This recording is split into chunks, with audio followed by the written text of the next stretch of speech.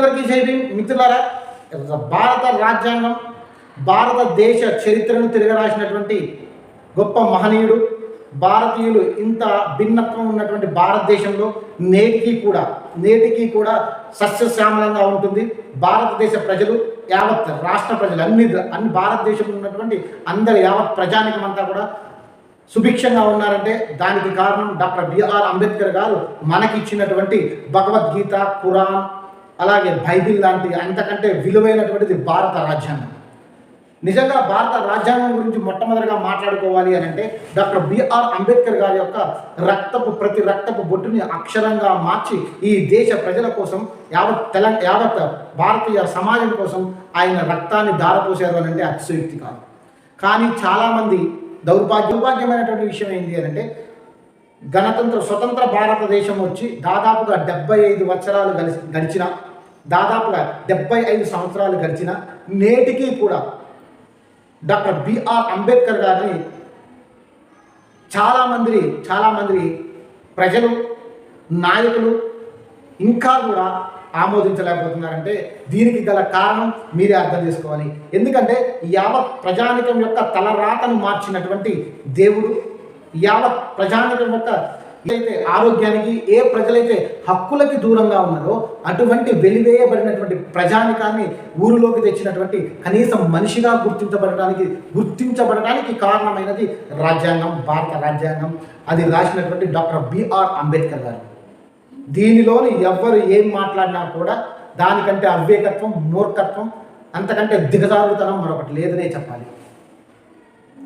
ఇక రాజ్యాంగం గురించి మాట్లాడుకుంటే చాలామంది వ్యక్తులు అసలు రాజ్యాంగం గురించి కనీసం అవగాహన లేనటువంటి వ్యక్తులు సోషల్ మీడియాలోని, అదేవిధంగా మీడియాలోని అనేక అసత్య ప్రచారం అంటే 10 సార్లు అబద్ధాన్ని గట్టిగా మాట్లాడితే నిజమైపోయింది అనే అపోహలో ఉన్నారు. కానీ ఈ దేశ ప్రతి ఒక్క పౌరుడు కూడా వాళ్ళ యొక్క నుదిటి రాతను బ్రహ్మ రాస్తాడో లేదో మనకైతే తెలియదు, కానీ వారి యొక్క జీవితాన్ని రాసినటువంటి వ్యక్తి డాక్టర్ బిఆర్ అంబేద్కర్ గారు. దీంట్లో ఎటువంటి అనుమానం లేదు, దీంట్లోని ఎటువంటి అపోహ లేదు. డాక్టర్ బిఆర్ అంబేద్కర్ చాలామంది వితండవాదులు చేసేటటువంటి వాదన ఏంటి అంటే కేవలం బిఆర్ అంబేద్కర్ గారు మాత్రమే రాజ్యాంగాన్ని రాశారా, బిఆర్ అంబేద్కర్ గారి శ్రమేనా? డెఫినెట్లీ ఆ క్రెడిట్ మొత్తం కూడా డాక్టర్ బిఆర్ అంబేద్కర్ గారికి దక్కాలని నేను చెప్పడం కాదు. ఆ రోజు డాక్టర్ బిఆర్ అంబేద్కర్ గారు రాజ్యాంగం కోసం రాసినప్పుడు పడినటువంటి శ్రమ ఏంటనేటటువంటిది మనం చెప్పడం కాదు. ఆ రోజు సాక్షాత్తు అక్కడ సభలో ఉన్నటువంటి వ్యక్తులు, రాజ్యాంగ పరిషత్ సభలో ఉన్నటువంటి వ్యక్తులే చెప్తా ఉన్నారు. దానికంటే ముందుగా అసలు రాజ్యాంగ పరిషత్ ఎలా ఏర్పడింది, చాలామంది అవివేకులు ఏం చెప్తున్నారంటే 299 మంది రాజ్యాంగంలో ఉన్నటువంటి రాజ్యాంగం రాయడానికి చాలామంది హెల్ప్ చేశారు, సహాయకర్తలుగా ఉన్నారని చెప్తున్నారు. కానీ అసలు 299 మంది ఎక్కడి నుంచి వచ్చారయ్యా అంటే ఫస్ట్ మొట్టమొదటిగా ఒక అనాలిసిస్ చేద్దాం. 299 మంది భారత రాజ్యాంగ సభ నుంచి, అంటే భారత రాజ్యాంగ పరిషత్ లేదా భారత రాజ్యాంగ సభ నుంచి వచ్చినటువంటి వాళ్ళు 299 మంది. వచ్చినటువంటి సభ్యుల సంఖ్య 292 మంది. అదేవిధంగా భారత సంస్థానాల నుండి వచ్చినటువంటి సభ్యుల సంఖ్య 92. అదేవిధంగా చీఫ్ కమిషన్ ఆఫ్ ప్రావిడెంట్ నుంచి వచ్చినటువంటి సభ్యుల సంఖ్య 4. మొత్తం సభ్యుల సంఖ్య 389. అంటే 1946లో మొట్టమొదటి సరళ సభ్య సమావేశం జరిగినప్పుడు ఉన్నటువంటి అభ్యర్థుల సంఖ్య లేదా సభ్యుల సంఖ్య 389 మంది ఉన్నారు. ఈ 389 మందిలోని మౌంట్ బాటన్ 1947లోని భారత రాజ్యం విడిపోయిన తర్వాత, పాకిస్తాన్ రాజ్యం మరియు భారత రాజ్యంగా విడిపోయిన తదనంతరం భారత రాజ్యానికి మిగిలినటువంటి సభ్యుల సంఖ్య 299 మంది. అంటే పాకిస్తాన్ రాజ్యానికి దాదాపుగా 90 మంది సభ్యులు పాకిస్తాన్ రాజ్యానికి వెళ్ళిపోయారు. అంటే ఇక్కడ 299 మంది రాజ్యాంగ పరిషత్తులో ఉన్నటువంటి సభ్యుల సంఖ్య అయితే తెలియనటువంటి వివేకులు, కుక్కలు మురిగేటటువంటి అంశం ఏంటి అని అంటే 299 మందిని రాజ్యాంగం రాయడానికి సహకరించారు అని. అయితే ముందుగా తెలుసుకోవాల్సినటువంటి అంశం ఏంటి అంటే రాజ్యాంగ పరిషత్ ఏర్పడిన తర్వాత రాజ్యాంగం రాయడం కోసం ఇక్కడ దాదాపుగా 22 కమిటీలు అయితే ఏర్పడటం జరిగింది. ఆ 22 కమిటీల్లోనే ముఖ్యమైనటువంటి కమిటీలు 10 కమిటీలు అనేటటువంటివి, ఒక 10 కమిటీలు అనేటటువంటివి ప్రొఫెషనల్ అఫైర్స్ కమిటీ, అదేవిధంగా 12 కమిటీలు అనేటటువంటివి అబ్స్ట్రాక్టింగ్ అఫైర్స్ కమిటీ. రెండు విభాగాలుగా విడిపోయినాయి. అంటే ప్రొఫెషనల్ అఫైర్స్ కమిటీ అనేటటువంటిది పాలనా విధానం అంటే పరిపాలనా విధానాన్ని ఎలా పరిపాలించేటటువంటి, రాజ్యాన్ని ఎలా పరిపాలించాలి అనేటటువంటి అంశాన్ని తెలిపేటటువంటి కమిటీలే ఎవరట అంటే ప్రొఫెషనల్ అఫైర్స్ కమిటీ.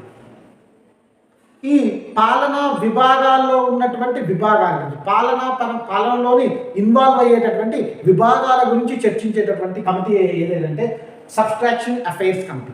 దీంట్లో 12 ఉంది. అయితే ఈ అన్ని కమిటీల్లో కల్లా ముఖ్యమైనటువంటి కమిటీ ఏది అని అంటే ముసాయిదా కమిటీ, అదే రాజ్యాంగం రాసేటటువంటి కమిటీ లేదా డ్రాఫ్టింగ్ కమిటీగా పిలువబడుతుంది. ఈ డ్రాఫ్టింగ్ కమిటీలో ఉన్నటువంటి సభ్యుల సంఖ్య 7.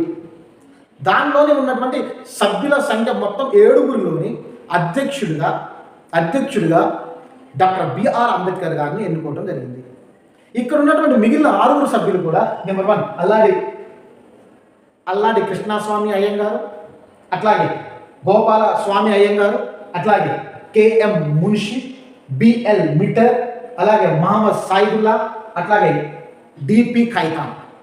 ఈ 6 సభ్యుల్లోని డిపి ఖైతాన్ మరణాంతరం టిటి కృష్ణమాచారి గారు నియమితులయ్యారు. అయితే ఇక్కడ ఉన్నటువంటి 6 సభ్యుల్లోని మొట్టమొదటిగా ఏర్పడిన కొద్ది రోజులకి ఒక సభ్యుడు రాజీనామా చేయడం జరిగింది.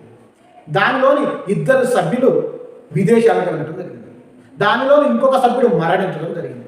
ఇంకొక సభ్యుడు రాజ్య పరిషత్ వ్యవహారాలలోని మునిగి తేలినారు. వారు ఏర్పరచడం కోసం ఎటువంటి సహకారం అందించలేదు.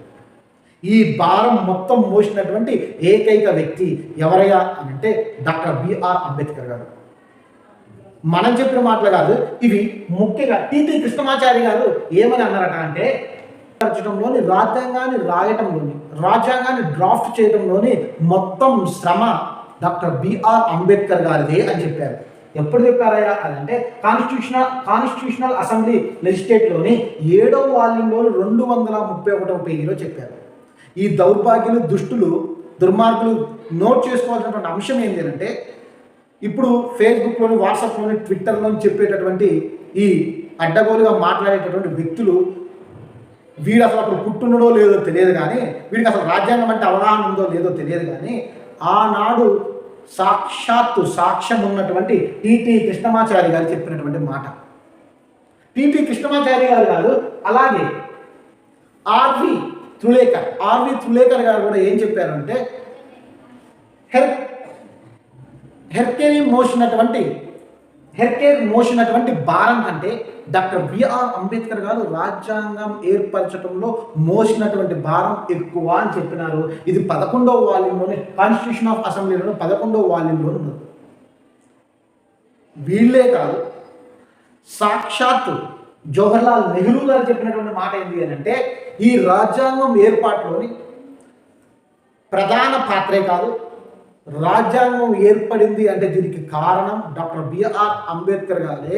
ఆయనే ఫాదర్ ఆఫ్ ద కాన్స్టిట్యూషనే కాదు, మదర్ ఆఫ్ ద కాన్స్టిట్యూషన్ కూడా డాక్టర్ బిఆర్ అంబేద్కర్ గారే అని చెప్పారు.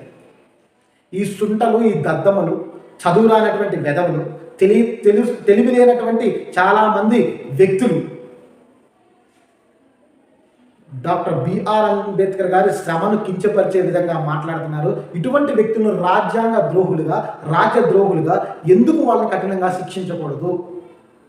వెలివాడల్లో ఉన్నటువంటి మమ్మలను ఈరోజు చాలా విద్వాంసులుగా తీర్చిదిద్దినటువంటి మమ్మల్నే కాదు, ఈ యావత్ ప్రజానికాన్ని తీర్చిదిద్దినటువంటి వారి యొక్క భవిష్యత్తును మార్చినటువంటి ఘనత డాక్టర్ బిఆర్ అంబేద్కర్ గారిది మాత్రమే.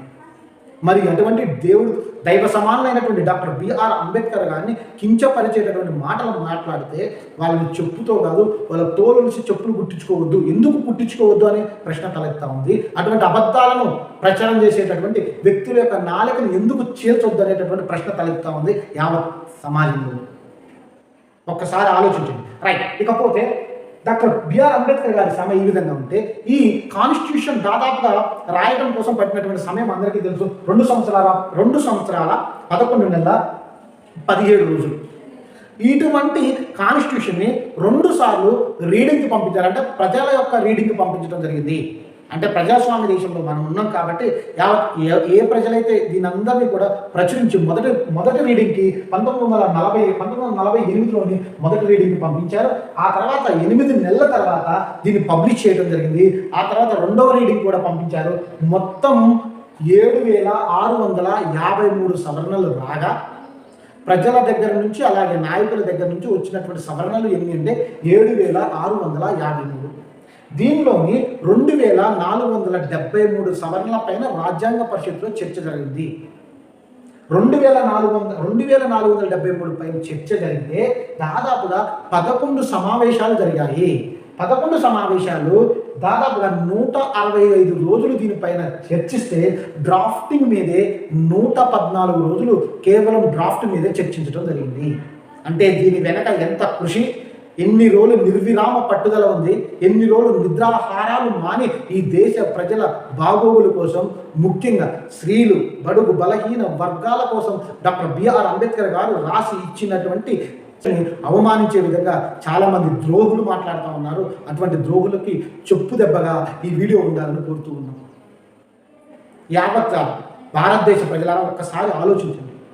ఇంత కఠోర శ్రమజీవి సైతం తన పిల్లలను సైతం లెక్క చేయకుండా, పిల్లల బాగోగులు సైతం చూడకుండా దేశ ప్రజల అభివృద్ధి దృష్ట్యా అనగారిన అస్పృశ్యుల యొక్క జీవితాలను మార్చాలనేటటువంటి ఆ దృఢ సంకల్పంతో డాక్టర్ బిఆర్ అంబేద్కర్ గారు చేసినటువంటి త్యాగాన్ని కించపరిచే విధంగా మాట్లాడే వ్యక్తులకి చంపబెట్టుగా ఉండాలి. లేదంటే మిత్రుంచే దేవుడు ఉన్నారో లేదో మనకైతే తెలియదు, కానీ ఈ కనిపించి మన కోసం జీవితాన్ని దారపోసినటువంటి వ్యక్తి డాక్టర్ బిఆర్ అంబేద్కర్ గారిని అవమానించే విధంగా మాట్లాడితే మాత్రం సహించేది లేదు. తస్మాత్ జాగ్రత్త. ఇంత కఠోర దీక్ష, కఠోర శ్రమ, బడిలోని నీళ్లు తాగటానికి కూడా అస్పృశ్యులుగా చిత్రీకరించినటువంటి ఏ మతాలైతే ఉన్నాయో, మమ్మల్ని ఏ మతాలైతే వెలివేశాయో, మమ్మల్ని ఏ మతాలైతే అంటరాని వారిగా చిత్రీకరించి ఊరికి ఆవడ దూరంలో ఉంచాయో, అటువంటి చరిత్రను తిరగ రాసిన గొప్ప మహానుభావుడు, మహనీయుడు, దేవుడు డాక్టర్ బిఆర్ అంబేద్కర్ గారిని అవమానించే, కించపరిచే మాటలు నోటు చీల్చే విధంగా కూడా యావత్ ప్రజలు సన్నద్ధమవుతారని నీ బఫూన్ మాటలు, లోఫర్ మాటలు, దౌర్భాగ్య మాటలు ఇంకొకసారి మాట్లాడితే మతం ముసుగులోని మారణ హోమాలు సృష్టించాలనేటటువంటి ఈ దౌర్భాగ్యుల యొక్క కుట్రను, కుతంత్రాన్ని ఎండగట్టాలని యావత్ సమాజాన్ని కోరుకుంటూ, యావత్ ప్రజల ఒక్కసారి ఆలోచించండి. ఈ దుర్మార్గుల యొక్క దుశ్చర్యలను ఖండించాలని అటు రేవంత్ రెడ్డి గారు కానీ, ఇటు జగన్మోహన్ రెడ్డి గారు కానీ తెలుగు రాష్ట్రాల్లోని మత కల్లోలాలు సృష్టించేటటువంటి ఇటువంటి నీచులని, నికృష్టులని కూకటి వేలతో పెగిలించి భారత సమాజాన్ని కాపాడాలని, డాక్టర్ బిఆర్ అంబేద్కర్ గారి యొక్క గౌరవాన్ని మిన్నంటేలాగా చూడాలని కోరుకుంటూ ఆ రోజు రాజ్యాంగ పరిషత్తులు సభలోని రాజ్యాంగాన్ని డ్రాఫ్టింగ్ కమిటీ అందరూ వెళ్ళి రాజ్యాంగాన్ని సబ్మిట్ చేసుకుంటూ మాట్లాడినటువంటి అంశాలు కోట్ చేశారు. ఆల్రెడీ కులంతోనే విభజించబడినటువంటి నా దేశం ఇప్పుడు సరికొత్త రాజకీయ పార్టీల ఎత్తుగడలతోనే రావడం జరుగుతుంది. నా దేశ గణతంత్రం అనేటటువంటిది ఎన్ని రోజులు స్వతంత్రంగా ఉంటుందో అనేటువంటి అనుమానం నా గుండెల నిండా ఉంది. డాక్టర్ బిఆర్ అంబేద్కర్ గారు ఇటువంటి కుక్కల గురించి ఆ రోజే మాట్లాడారు.